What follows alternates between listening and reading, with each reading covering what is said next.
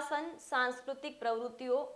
One અને પર્યાવરણ મંત્રી મુળુભાઈ બેરાના હસ્તે જૂનાગઢના ઐતિહાસિક ઉપરકોટ કિલ્લામાં વીર દેવાયત બોદર તેમજ રા નવગણ વીર ભીમડા વાલ્મીકી અને દાસી વાલબાઈના ઇતિહાસને દર્શાવતા મેમોરિયલના વિકાસની કામગીરીનું લોકાર્પણ કાર્યક્રમ યોજાયો હતો, જેમાં પૂર્વ મંત્રી ભૂપેન્દ્રસિંહ ચુડાસમા, સાંસદ રાજેશ ચુડાસમા, ધારાસભ્ય સંજય કોરડિયા અને મનપાના પદાધિકારીઓ, જિલ્લા કલેક્ટર તેમજ વીર દેવાયત બોદરના વંશજોનું સ્વાગત કરવામાં આવ્યું હતું। મંત્રીના જણાવ્યા મુજબ ₹4 કરોડના ખર્ચે આ મેમોરિયલ તૈયાર થતા 10 માસ જેટલો સમય લાગશે, જેથી ઇતિહાસનો ભવ્ય વારસો છે તે જળવાઈ રહેશે।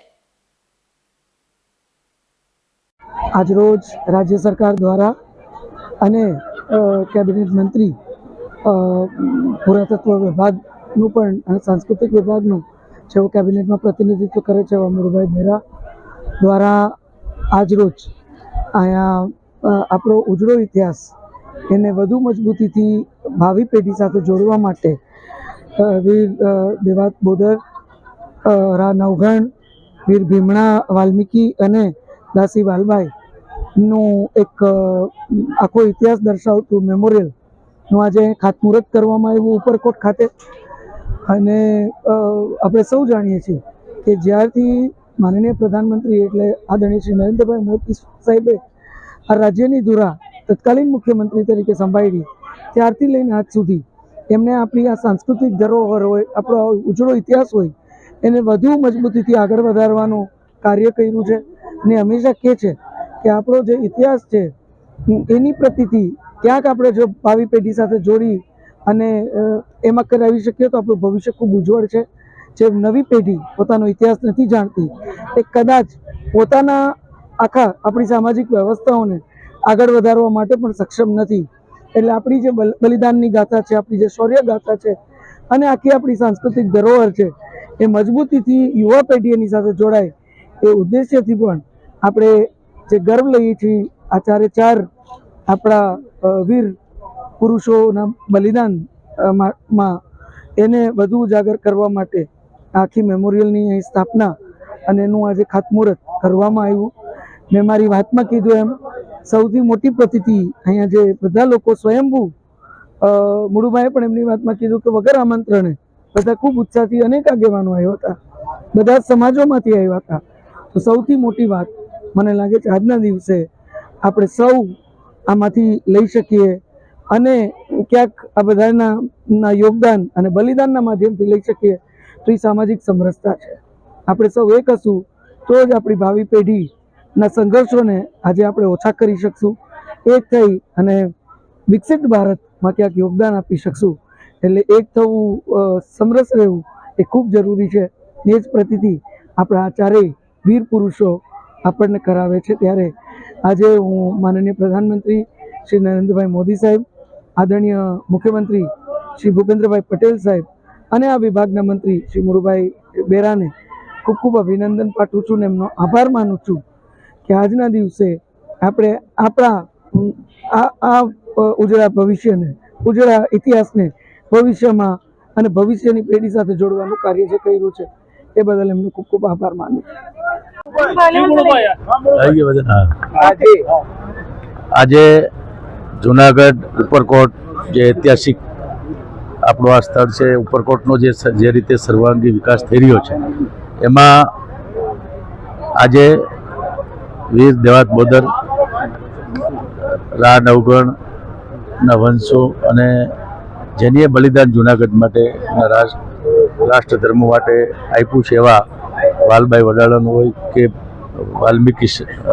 જે ભીમડા વીર ભીમડા હોય એના માટે એક સ્મારક એટલે કે મેમોરિયલ બનવા જઈ રહ્યું છે। એનું ભૂમિપૂજન કરવામાં આવ્યું છે। ખૂબ મોટી સંખ્યામાં આજે આ ઉપરકોટ ખાતે વીર દેવાયત બોદર, રા નવગણ અને જે વાલબાઈ વડાલા અને વીર ભીમડાનો જે સ્મારક અથવા મેમોરિયલ અહીં બની રહ્યું છે એના ભૂમિપૂજન પ્રસંગે ઉપસ્થિત રહ્યા। ખૂબ સરસ રીતે કાર્યક્રમનો સંપન્ન થયો। આપણા આદરણીય વડાપ્રધાન શ્રી વિકાસની સાથે વિરાસતની જે રીતે વાત કરે છે એમાં ભારત સરકાર, રાજ્ય સરકાર આવો જે આપણો અમરગાથાઓ છે, જે ઐતિહાસિક ધરોહરો છે ઉજળો ઇતિહાસ છે એવા દરેક જગ્યાને આજની પેઢીને પણ એનાથી માહિતગાર થાય, એમાંથી પ્રેરણા લઈ શકે એટલા માટે આ પ્રકારના સ્મારક, મેમોરિયલ અને મ્યુઝિયમો છે એનો વિકાસ, જે જૂના મ્યુઝિયમ છે એનું રિસ્ટોરેશન અને નવા મ્યુઝિયમોનું પણ કામ અમારા રમતગમત અને સાંસ્કૃતિક વિભાગ દ્વારા કરવામાં આવી રહ્યું છે. આ કામનો લગભગ અત્યારે કામની મુદત 9 મહિના 10 મહિના જેટલી છે અને અત્યારેની જે પ્લાન એસ્ટિમેટ બન્યા છે એ પ્રમાણે 4 કરોડ રૂપિયાનું આ જે સ્મારક છે એ થવાનું. આવતીકાલે ખાસ મુખ્યમંત્રીજી પધારી રહ્યા છે વિસાવદરમાં, પ્રયોજન ખાસ છે. આદરણીય મુખ્યમંત્રી શ્રી વિકાસના કામોનું લોકાર્પણ અને ખાતમુહૂર્ત માટે જૂનાગઢ જિલ્લામાં આવતીકાલે મુલાકાત છે એવું મને જાણવાનું. એક ખાસ સિંહની જે એક વસ્તી છે એમાં એક થઈ ગયું છે અત્યારે, હવે ક્યારે અંદાજે 2020માં સિંહની ગણતરી થઈ હતી, એના પછી 2025માં આ વર્ષે અત્યારે એ બધી તૈયારીઓ શરૂ થઈ ગઈ છે, કામ બી શરૂ થઈ ગયું છે અને આ વર્ષે આપણા દેશ, આપણું સૌનું ગૌરવ છે કે એશિયામાં એકમાત્ર આપણા જૂનાગઢમાં અને ગીરમાં જે સિંહ છે એનું આ વખતની ગણતરીનું કામ છે એ શરૂ થઈ ગયું. ઉપરકોટના પાર્ટ 3 અને 4 ની જે વાત કરાય વિકાસના કામ, એના લઈને કોઈ પ્રવાસન વિભાગ જે છે એને અગાઉ 75 કરોડ રૂપિયાનું કામ પૂર્ણ કર્યું છે. અત્યારે જે ઉપરકોટમાં ખૂબ મોટો પ્રવાસીઓ આવી રહ્યા છે, તો જે આવવાનો રસ્તો છે ત્યાં મોટી બસો કે મોટા વાહનો આવવા મુશ્કેલ થઈ, એટલા માટે પાર્કિંગ સાથે અને એક વૈકલ્પિક બીજો રસ્તો કરી અને જ્યાં પાર્કિંગ પણ હોય અને આ જ્યારે આટલો મોટો વિકાસ ઉપરકોટનો આપણો થઈ રહ્યો છે ત્યારે બીજા ફેઝમાં પણ કામમાં જે છે અત્યારે એ લિફ્ટથી માંડીને પાર્કિંગથી માંડીને અન્ય એક વૈકલ્પિક રસ્તાનું કામ પણ હમણાં સરકારના વિચારણા હેઠળ છે. Thank you.